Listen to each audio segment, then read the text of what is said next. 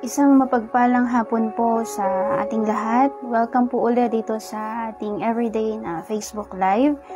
Bago po tayo magsimula, tayo muna ay yumuko at manalangin. Panginoon naming Diyos na dakila at mabuti, patuloy namin na ina-acknowledge ang dakila mong pangalan sa mga oras na ito. Wala na Espiritu sa aming pag-aaral ng iyong mga salita. Bigyan mo kami ng kaalaman at kaunawaan na nagmumula sa iyo. Nang sa gayon, lubusan namin na maunawaan ang mga sinasabi ng iyong mga salita sa amin, O Diyos. Turuan mo po kami sa hapong ito at ikaw ang maitaas, Panginoon. Hayaan mo na mas maunawaan namin ang mga mapag-aaralan namin nang sa gayon patuloy na mas makilala ka pa namin at maging malalim ang aming pananampalataya at tiwala sa iyo, Panginoon. Salamat, Ama, at ikaw lang aming tataas, ikaw lang aming pupurihin, Panginoon. Sa pangalan ni Jesus, Amen. So muli, magandang hapon po sa inyong lahat. Ngayon, meron po tayong bagong topic na pag-aaralan, 7 Benefits of Salvation. Ano po? At pag sinabi pong benefit, ang ibig sabihin po nito ay advantage or profit from something. So, ang benefit daw ay something na advantage at profit sa isang bagay. Ano po? Ang pag-aaralan natin ngayon, number 1, mercy from God. Dito po sa Lucas chapter 1 verse 71.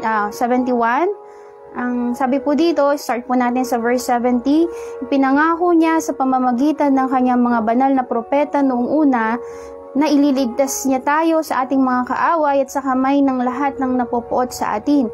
At sa verse 72, ang sabi niya po dito, ipinangako niya na ang kahahabagan ng ating mga magulang at aalalahanin ang kanyang banal na tipan. So number 1 po, ang number 1 na benefit ng salvation o ng kaligtasan ay mercy from God. Kapag sinabi pong mercy, ang ibig sabihin po nito sa dictionary ay compassion or forgiveness shown towards someone whom it is within one's power to punish or harm. At sa iba naman pong ibig sabihin nito, a blessing that is an act of divine favor or compassion, yung pagpapakita ng compassion o awa.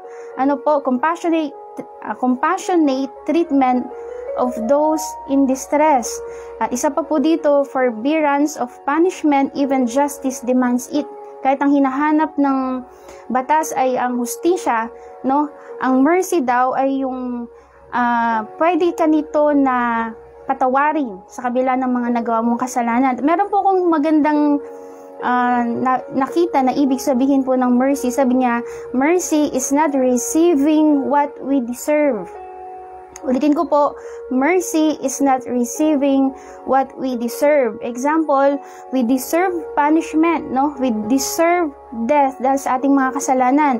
Pero ang ibinigay sa atin ng Diyos ay kapatawaran, kabutihan, ano po, at pabor. At ang tawag po dito ay mercy. Naalala ko po dito yung isang kwento na nabasa ko tungkol po sa isang nanay na lumapit sa isang emperor. At ang sabi niya, napatawarin nito ang kanyang anak sa nagawa niyang kasalanan. Pero sumagot po yung emperor sa kanya, sabi niya, yung anak mo, 2 beses niya nang inulit itong same na kasalanan na ito. Amen. At ang sabi po nung nanay sa emperor, sabi niya, sa kabila ng mga ito, sabi niya, ang sabi po nung nanay sa emperor, sabi niya, humihingi po ako sa inyo ng awa para sa aking anak. At sabi niya, yung kasalanan na ginawa ng anak mo ay nangangailangan o sumisigaw ng hustisya. Ang sabi po nung nanay sa emperor, sabi niya, I plead for mercy. Humihingi ako ng habag, humihingi ako ng awa. Sabi niya po dun sa emperor. Ano po, pero ang sabi po nung emperor sa kanya, ano po, hindi karapat-dapat yung anak mo para bigyan ng awa. Ano po, pero sabi niya, kung karapat-dapat ang anak ko, hindi siya pwede na bigyan ng mercy. Kasi sabi niya, ang mercy ay para sa mga undeserving and yet ibinibigay pa rin po ito. Ano po, dahil po sa sinabing ito ng nanay sa emperor, alam niyo po, yung anak niya ay hindi na parusahan. Ano po? Bakit po? Kasi ang nakita nung emperor doon sa nanay, yung pagpiplead niya ng mercy.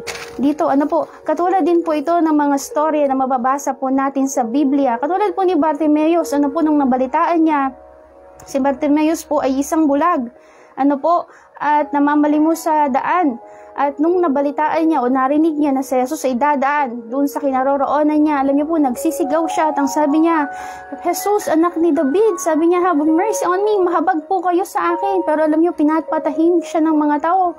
Ano po, pero sa kabila ng mga paghahadlang at pagpapatahimik ng mga tao sa kanya, ano po, sumigaw pa rin po itong si Bartimeus at ang sabi niya, Jesus, son of David, have mercy on me.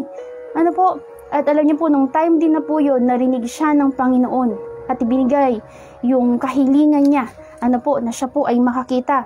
Ganon din po yung 10 ketungin. Alam niyo po, ang mga ketungin noong unang panahon, hindi ka pwedeng makisalamuha sa mga tao, ikaw ay outcast, doon ka sa labas ng lungsod. Bakit po? Dahil ito po ay nakakahawa, ano po, pero nung time na nabalitaan ng mga ketungin na ito na si Jesus ay nandoon sa lugar nila, alam niyo po, nagbigay sila ng effort, alam niyo, lumapit sila sa Panginoong Jesus at sumisigaw sila na, Jesus, Son of David, have mercy on us. Ano, humingi sila ng mercy sa Panginoon.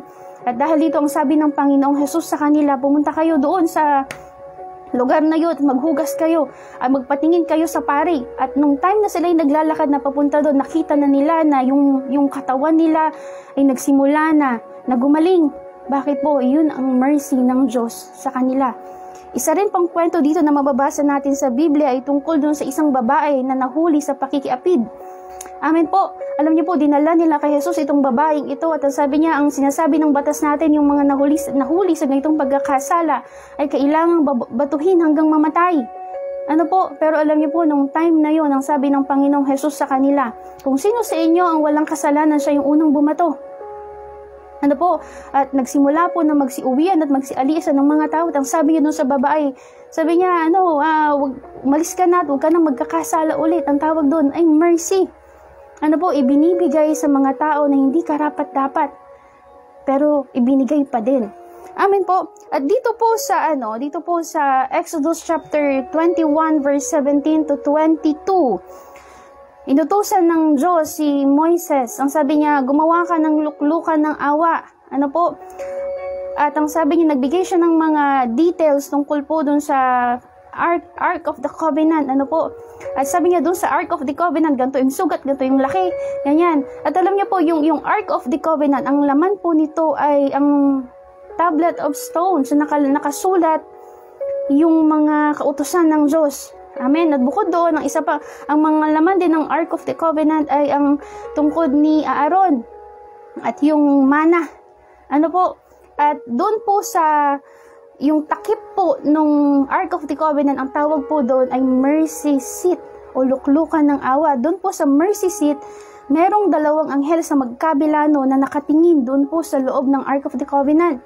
Amen. At ang isang pari, once a year, papasok siya doon sa Holy of Holies at magwiwisik siya ng dugo doon po sa mercy seat. Alam niyo po, yung mga anghel, nire-represent nito ang kahatulan ng Diyos dahil ang mga tao ay hindi nakaabot sa pamantayan ng Diyos. Walang nakaabot walang nakagawa ng mga kautusan ng Panginoon. Nag-fall short ang tao para gawin ng mga ito. At ang mga anghel na ito, ang mga cherubim na to ay nagre-representa ng kahatulan ng Diyos.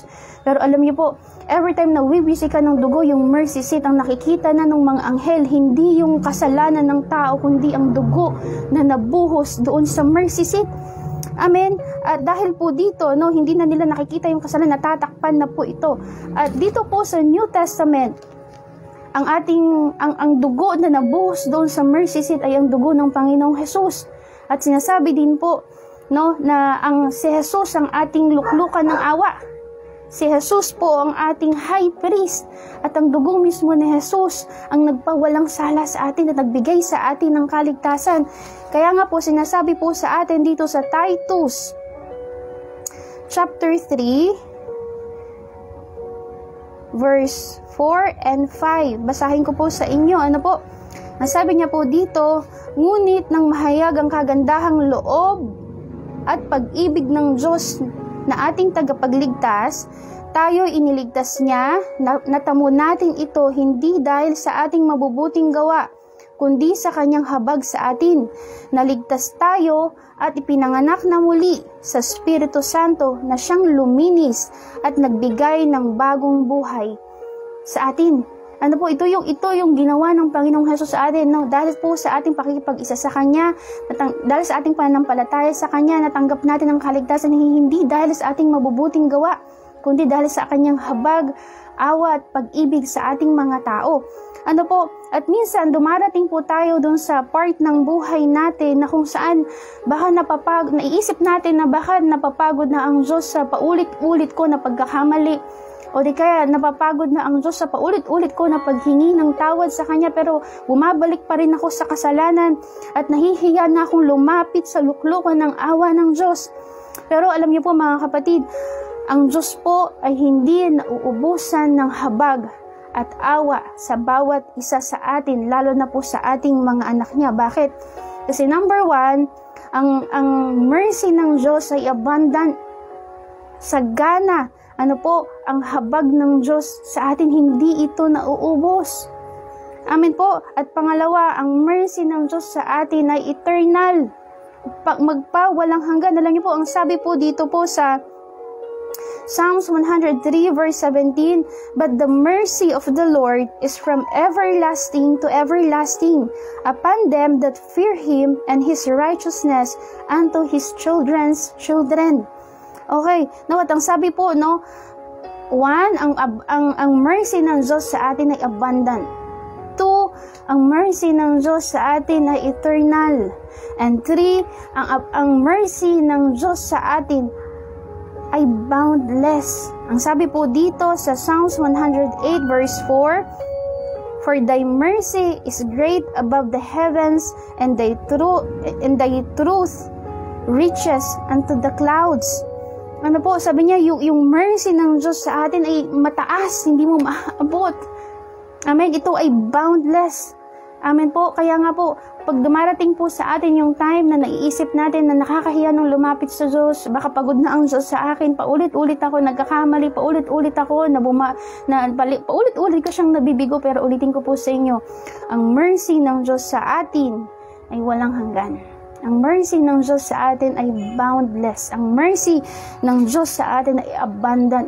Ano po, hindi po ito nauubos. At pwede tayong lumapit anytime sa luklukan ng awa ng Diyos.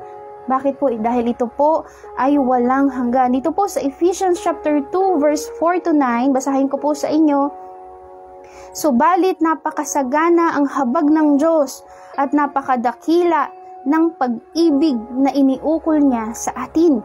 At sabi niya po sa verse 5, "Tayo'y binuhay niya kay Kristo kahit noong tayo'y mga patay pa dahil sa ating mga pagsuway. Naligtas nga kayo dahil sa kanyang kagandahang loob. Dahil sa ating pakikipag-isa kay Kristo Jesus, tayo'y muling binuhay na kasama niya at pinaupong kasama niya sa kalangitan." Sa verse 7, "Ginawa niya ito upang sa darating na mga panahon ay maipakita niya ang di masukat na kasaganahan ng kanyang kagandahang loob sa atin sa pamamagitan ni Kristo Jesus." At sa verse 8, "Dahil sa kagandahang loob ng Diyos ay naligtas kayo sa pamamagitan ng inyong pananalig kay Kristo. At ang kaligtasang ito ay kaloob ng Diyos, hindi nagmula sa inyo." Sa verse 9, sabi niya, hindi ito dahil sa inyong mga gawa, kaya't walang dapat ipagmalaki ang sinuman. Okay po, no? So, ang mercy ng Diyos sa buhay ng bawat isa ay napakasagana. Ito po ang number one na benefit ng ating kaligtasan na natanggap dahil sa Panginoong Jesus. Amen po. At naalala ko po dito yung isang kwento po, no, ng isang missionary. Napunta siya sa isang malayong lugar. Amen. At habang siya ay nagdadrive, nagpark siya sa isang lugar na walang gaanong tao. Bakit? Bibili siya dun sa malapit na convenience store. At nung time po na iyon, pagbaba niya, babae po itong misyonaryo ito, at pagbaba niya ng kanyang sasakyan, may mga grupo ng mga lalaki ang lumapit sa kanya. Ano po? At sinimulan nilang iharas itong misyonaryong babae na ito. Ano po? At alam niyo po, pinaghihila nila itong babaeng ito at kasi po sa term, ano po, hinaharas nila siya at kasi po, binabastos siya. At nung time, nagagawa na siya ng masama. Alam niyo po, tinatry na siya po ay pagsamantalahan. Ano po? Pero bigla na lang itong mga grupo ng mga lalaking ito ay bigla na lang silang nanginig at bigla na lang silang tumakbo palayo ng sobrang takot na takot. Alam niyo kung bakit? Nagtataka itong babae, sabi niya nung nangyari, sabi niya akala ko mapapahamak na ako, akala ko wala nang makakapagligtas sa akin. Alam niyo po, pagtingin ng babae doon sa likod ng kotse, kasi kinaladkad po siya doon ano po, pagtingin po ng misyonaryong babae na to sa likod ng kotse, meron siyang nakitang anghel na merong sash at ang nakalagay po ay goodness. At pagtingin naman po niya sa kabila, nakakita na naman siya ng isang anghel na meron ulit sash at ang nakalagay po ay mercy. At alam niyo po ang sinasabi sa atin ng Psalms chapter 23 verse 6. Ano ang sabi niya? Your mercy and goodness shall follow me all the days of my life, and I will dwell in the house of the Lord forever. Alam niyo po, habang buhay tayong susundan ng goodness ng Diyos, habang buhay tayong susundan ng mercy ng Diyos. At alam niyo po, dahil dito, ito po yung mag-iingat sa atin, ito po yung mag-aalaga, magpoprotekta sa atin. Ulitin ko po, nakalagay doon sa unang anghel, goodness. At doon sa isang anghel naman, nakita niya, mercy. Your goodness and mercy shall follow me all the days of my life, and I will dwell in the house of the Lord forever. Si Jesus po ang mercy natin. Amen po, ang mga pastor po, ang mercy ng Diyos sa atin. Tayo po, ang mercy ng Diyos sa mundo. Kaya naman po, ang number one na benefit po ng ating salvation, ng ating kaligtasan, number one, mercy from God. Amen po. So, pagpalain po tayong lahat ng Panginoon at tandaan po natin na ang habag ng Diyos ay hindi natatapos at hindi nauubos. Sige po, tayong lahat ay yumuko at manalangin, Panginoon, sa mga oras na ito. Ina-appreciate namin ang presensya mo. Ina-appreciate namin, Panginoon, ang katapatan mo. Ina-appreciate namin ang mercy mo sa buhay ng bawat isa. Hayaan mo na ito ang magturo sa amin ng mamuhay ng isang buhay na nararapat para sa iyo, O Diyos. Isang mamuhay ng buhay na nakakalugod sa iyo, O Diyos. Hayaan mo na maisapamuhay namin ang kahabagan mo sa buhay namin. Maipakita namin ito sa kapwa namin, Panginoon.